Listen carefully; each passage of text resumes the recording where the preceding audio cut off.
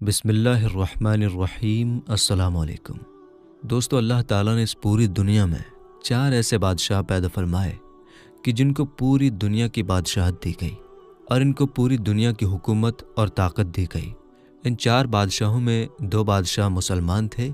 Number 1 حضرت ذوالقرنین علیہ السلام اور نمبر 2 حضرت سلیمان علیہ السلام، اور 2 بادشاہ کافر تھے، نمبر 1 نمرود اور نمبر 2 بخت نصر۔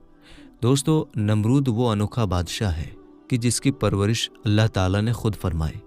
میرے دوستو، آج کی اس ویڈیو میں ہم آپ کو بتائیں گے کہ نمرود کون تھا اور اس کی پیدائش کس شرمناک طریقے سے ہوئی، اور پھر ایسا کیا ہوا کہ اللہ تعالیٰ نے خود نمرود کی اپنی مخلوق کے ذریعے پرورش کروائی، اور پھر جب یہ بچہ بڑا ہو گیا تو کس طرح اللہ تعالیٰ نے اس بچے کو پوری دنیا کی حکومت عطا فرمائی۔ لیکن اس کے باوجود کس طرح اس نمرود نے خدائی کا جھوٹا دعویٰ کیا اور اللہ تعالیٰ کی ذات کو جنگ کے لیے للکارا، اور اللہ تعالیٰ کے پیارے نبی حضرت ابراہیم علیہ السلام کو آگ میں ڈالا۔ اور جب نمرود نے اللہ تعالیٰ کو اپنے ساتھ جنگ کرنے کے لیے للکارا تو کس طرح اللہ تعالیٰ نے نمرود کو ایک لنگڑے اور حقیر مچھر کے ذریعے عبرتناک موت دی اور اس کو پوری دنیا کے لیے عبرت کا نشان بنایا۔ میرے دوستو، ان سارے سوالوں کا جواب قرآن و حدیث کی روشنی میں آج کے اس ویڈیو میں ہم آپ کو بتائیں گے، اس لیے آپ سے ہم ریکویسٹ کرتے ہیں کہ ہماری اس ویڈیو کو آخر تک ضرور دیکھیے گا۔ میرے دوستو، نمرود بابل کا وہ بادشاہ تھا جس کو اللہ تعالیٰ نے 400 سال تک حکومت عطا کی۔ اس کا پورا نام نمرود بن کنان بن کوس بن سام بن نوح تھا۔ روایت میں آتا ہے کہ نمرود ایک والد الزنا بچہ تھا، یعنی جس کی ماں نے زنا کروایا تھا۔ کچھ روایت میں آتا ہے کہ نمرود کی ماں کا شوہر ایک بادشاہ تھا جو کہ نامرد تھا، تو نمرود کی ماں نے اپنے شوہر کے نامرد ہونے کی وجہ سے اور اپنے شوہر کے بعد اس بادشاہت کے لیے کوئی حکمران نہ ہونے کی وجہ سے زنا کروایا، جس سے نمرود پیدا ہوا۔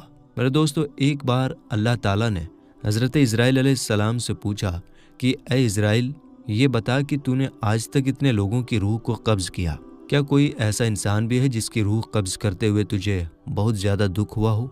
تو حضرت اسرائیل علیہ السلام نے اللہ تعالیٰ کی بارگاہ میں عرض کیا کہ یا رب العالمین، تو خوب جانتا ہے کہ میں جتنی بھی روح قبض کرتا ہوں میرا دل خوب دکھتا ہے، لیکن میں تیرے حکم کی نافرمانی نہیں کر سکتا۔ اس کے بعد اللہ تعالیٰ نے ارشاد فرمایا کہ اے ملک الموت علیہ السلام، یہ بتا کہ سب سے زیادہ روح قبض کرتے ہوئے تجھے کس پر رحم آیا؟ تو حضرت ملک الموت علیہ السلام نے عرض کیا کہ یا رب العالمین، ایک موت ایسی ہے کہ جس کو میں آج تک بھلا نہیں پایا۔ ایک مرتبہ مسافروں سے بھری ہوئی ایک کشتی سمندر کے اندر سفر کر رہی تھی۔ یا رب العالمین، تیرا حکم ہوا کہ میں اس کشتی کو فنا کر دوں، تو میں نے تیرے حکم کے مطابق اس کشتی کو فنا کر دیا۔ یا رب العالمین، تو نے حکم دیا کہ ایک عورت اور ایک اس کے بچے کو چھوڑ کر سب کی روحوں کو قبض کر لے، تو میں نے تیرے حکم کے مطابق اس عورت اور اس کے بچے کو چھوڑ کر سب کی روحوں کو قبض کر لیا۔ اس کے بعد اس کی ماں اور اس کا بچہ کشتی کے ایک تختی پر باقی رہ گیا۔ اس وقت میں اس بچے اور اس کی ماں کی جان کے بچ جانے پر بہت خوش ہوا، لیکن پھر تیرا حکم ہوا کہ اس بچے کی ماں کی روح کو قبض کر لیا جائے اور اس بچے کو سمندر کے اندر تنہا بنا ماں کے چھوڑ دیا جائے۔ یا رب العالمین، تو خوب جانتا ہے اس وقت تیرا یہ حکم پاتے ہی میرا کلیجہ کانپ گیا تھا، لیکن میں تیرے حکم کی نافرمانی نہیں کر سکتا۔ میں نے تیرے حکم کے مطابق اس کی ماں کی روح کو بھی قبض کر لیا اور اس دودھ پیتے بچے کو سمندر کے اندر اکیلا چھوڑ دیا۔ یا رب العالمین، اس طرح جب میں نے اس بچے کی ماں کی روح کو قبض کیا تو مجھے اس پر بہت رحم آیا اور اس کا دکھ مجھے آج تک نہیں بھولتا۔ ملک الموت علیہ السلام کی یہ بات سن کر اللہ تعالیٰ نے ارشاد فرمایا کہ اے ملک الموت علیہ السلام، کیا تو جانتا ہے کہ وہ بچہ کون ہے اور کہاں پر ہے، اور ہم نے اس بچے کی پرورش کیسے کی؟ تو حضرت ملک الموت علیہ السلام اللہ تعالیٰ کی بارگاہ میں سجدے میں گر گئے اور اللہ تعالیٰ کے حضور عرض کرنے لگے کہ یا رب العالمین، تو خوب جانتا ہے۔ اس پر اللہ تعالیٰ نے ارشاد فرمایا کہ اے ملک الموت علیہ السلام، سن کہ جب تو نے اس بچے کی ماں کی روح کو قبض کیا اور اس بچے کو بیچ سمندر میں تختے پر اکیلا چھوڑ دیا، تو ہم نے سمندر کی لہروں کو حکم دیا کہ اس بچے کو صحیح سلامت سمندر کے کنارے پر ایک جزیرے کے پاس پہنچا دو، یعنی ایک ٹاپو کے پاس پہنچا دو۔ چنانچہ سمندر کی لہروں نے اللہ تعالیٰ کے حکم کے مطابق اس بچے کو صحیح سلامت ایک جزیرے یعنی ایک ٹاپو پر پہنچا دیا۔ اور اس ٹاپو کے اندر اللہ تعالیٰ نے اس بچے کی پرورش کا خوبصورت انتظام کیا۔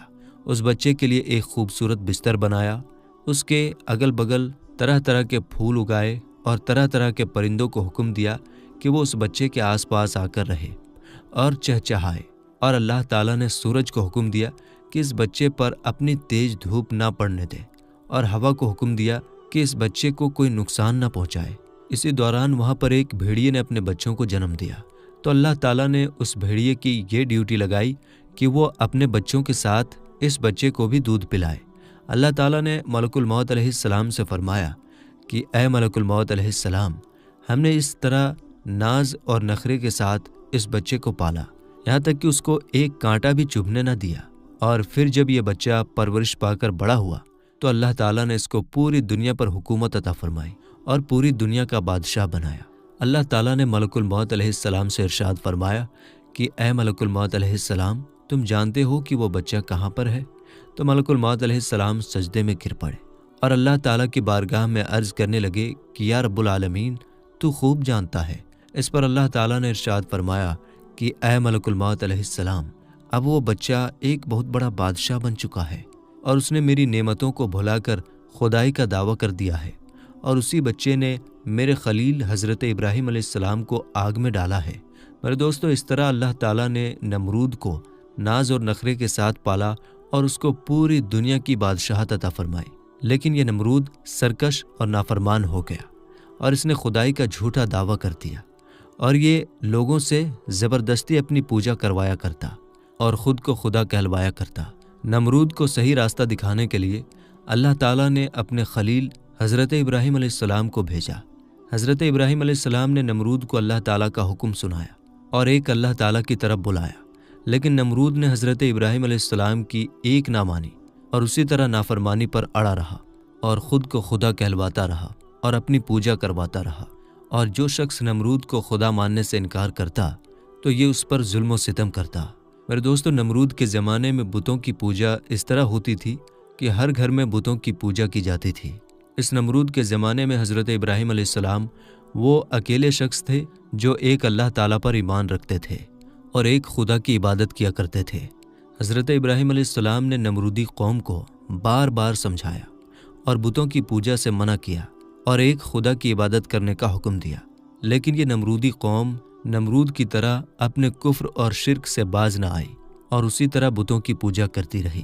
ایک دن حضرت ابراہیم علیہ السلام نے ان کے جھوٹے خداؤں کو اور ان کے جھوٹے بتوں کو جھوٹا ثابت کرنے کا ارادہ فرمایا۔ چنانچہ حضرت ابراہیم علیہ السلام نے ایک کلہاڑا لیا اور ان کے بتوں کے گھر میں گھس گئے جہاں ان کے تمام بڑے بڑے بت رکھے ہوئے تھے۔ حضرت ابراہیم علیہ السلام نے اس کلہاڑی کی مدد سے وہاں پر موجود تمام بتوں کو توڑ دیا اور وہاں پر موجود ایک سب سے بڑے بت کو چھوڑ دیا اور وہ کلہاڑی بت کے کندھے پر رکھ دیا تاکہ ان تمام بتوں کے ٹوٹنے کا الزام ان کے بڑے بت پر لگایا جائے۔ چنانچہ جب لوگ اپنے بتوں کے گھر پر پہنچے تو انہوں نے اپنے تمام بتوں کو ٹوٹا ہوا دیکھا۔ اس وقت تمام نمرودی اس بات کو سمجھ گئے کہ ہمارے اندر صرف ایک ہی انسان ایسا ہے جو بتوں کے خلاف باتیں کرتا ہے اور ایک خدا کی عبادت کرنے کا حکم دیتا ہے۔ چنانچہ تمام نمرودیوں نے حضرت ابراہیم علیہ السلام کو اپنے پاس بلایا اور ان سے پوچھنے لگے کہ ہمارے بتوں کو کس نے توڑا ہے؟ تو حضرت ابراہیم علیہ السلام نے جواب دیتے ہوئے ارشاد فرمایا کہ اپنے اس بڑے بت سے پوچھو جو تمہارا سب سے بڑا خدا ہے، اسی نے توڑا ہوگا۔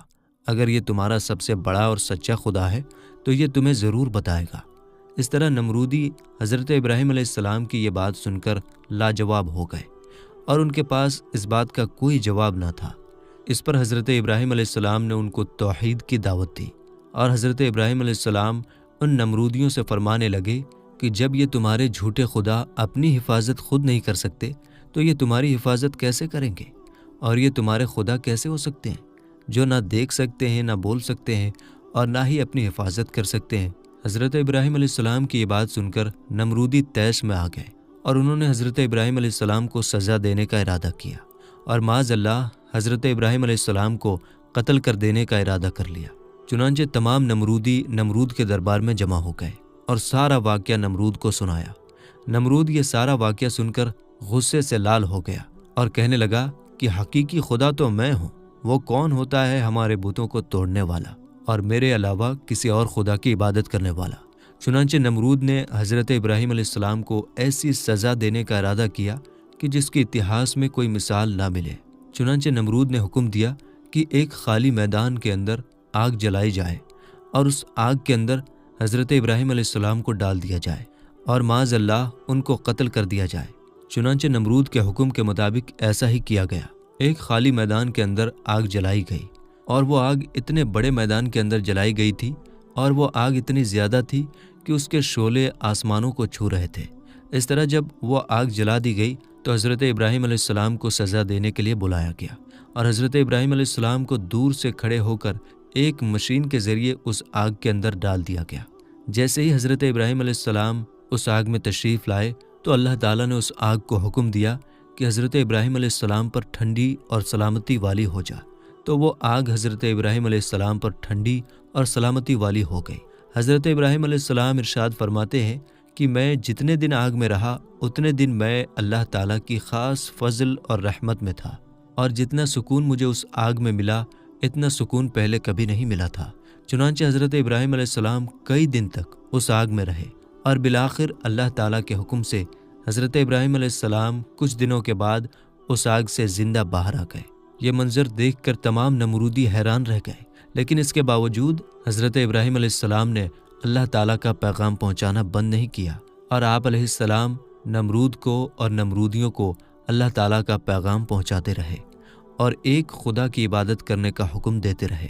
چنانچہ بار بار حضرت ابراہیم علیہ السلام کے دعوت حق دینے سے نمرود تنگ آ گیا اور بالآخر تنگ آ کر نمرود حضرت ابراہیم علیہ السلام سے پوچھنے لگا کہ بتا تیرا خدا کون ہے؟ تو حضرت ابراہیم علیہ السلام نے ارشاد فرمایا کہ میرا خدا وہ ہے جو زندگی اور موت دیتا ہے۔ حضرت ابراہیم علیہ السلام کی یہ بات سن کر نمرود ہنسنے لگا اور حضرت ابراہیم علیہ السلام سے کہنے لگا کہ یہ کون سی بڑی بات ہے، یہ تو میں بھی کر سکتا ہوں۔ اس کے بعد نمرود نے 2 قیدیوں کو بلایا جن کو سزائے موت ہو چکی تھی، اور ان قیدیوں کو تمام لوگوں کے سامنے بلا کر نمرود نے ایک کو قتل کر دیا اور ایک کو آزاد کر دیا۔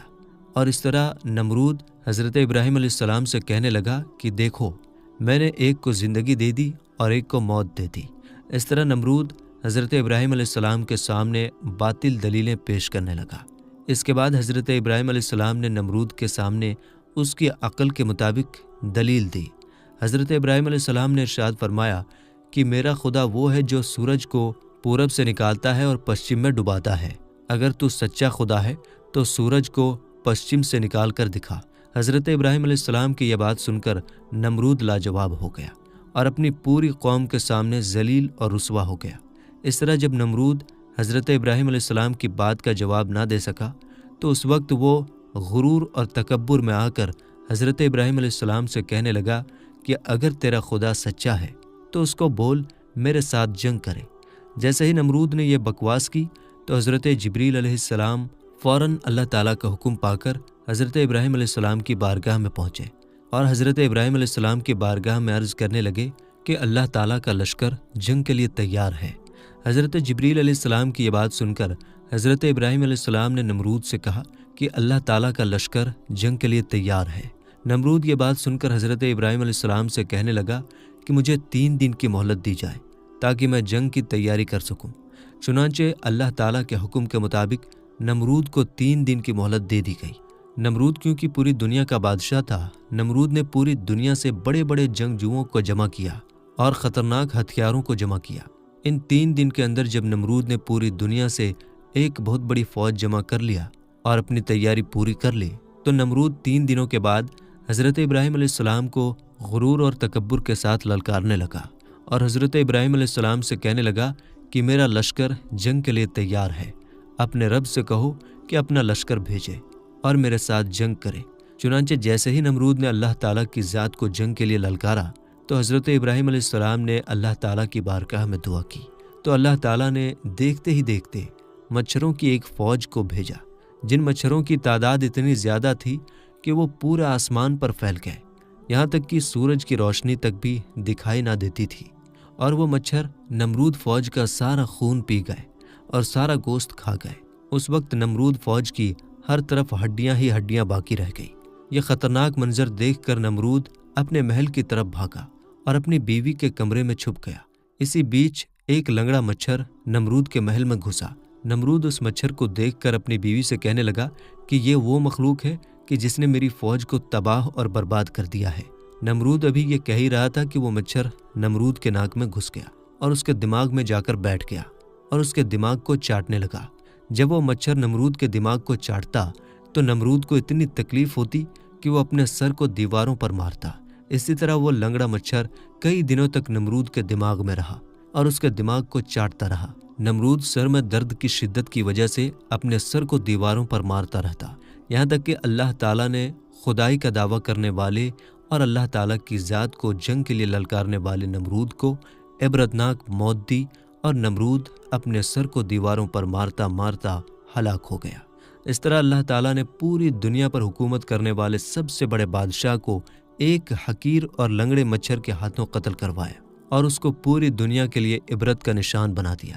اللہ تعالیٰ سے دعا ہے کہ اللہ تعالیٰ ہمیں اپنی بارگاہ میں عاجزی اور انکساری کے ساتھ زندگی گزارنے کی توفیق عطا فرمائے اور ہمیں ان تمام تر برائیوں سے بچائے جن برائیوں کے اندر مبتلا ہو کر پہلی قومیں ہلاک ہوئیں اور اللہ تعالیٰ کے عذاب کی مستحق قرار پائیں۔